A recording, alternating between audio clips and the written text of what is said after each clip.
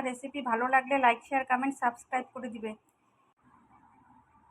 Hello বন্ধুরা, তোমাদেরকে কবিতাস ফুডে স্বাগত। আজকে করব বন ধোসা। সুজি নিয়ে নিয়েছি, টক দই নিয়ে নিয়েছি, ভালো করে এটা মিক্সড করে নিব।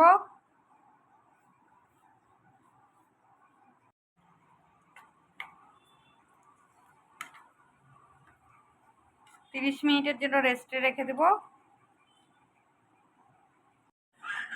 আমি মিক্সিতে পেস্ট করে নেব।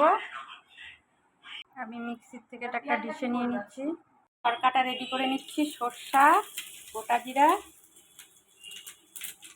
গাজর কুচি, বিনস কুচি, পেঁয়াজ কুচি, টমেটো কুচি, কাঁচা লঙ্কা কুচি, এগুলো সব আমি হালকা রোস্ট করে নেব।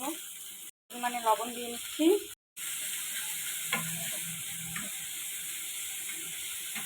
আমার সব ভেজিটেবিলগুলো ফ্রাই হয়ে গেছে।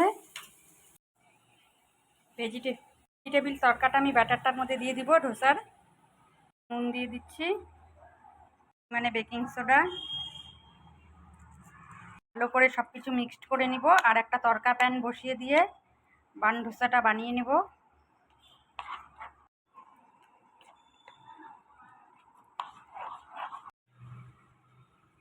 তরকা প্যান বসিয়ে দিয়েছি, রিফাইন তেল দিয়ে দিয়েছি আর সরষা ফোড়ন দিয়েছি। আর রেডি করে রাখা ব্যাটারটা দিয়ে দিব।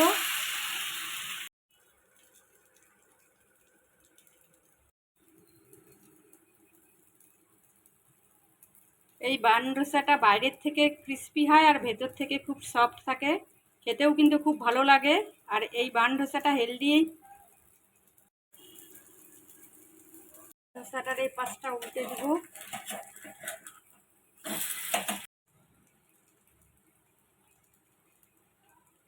বান ডোসা আমার হয়ে গেছে, নামিয়ে নেব একটা ডিশে।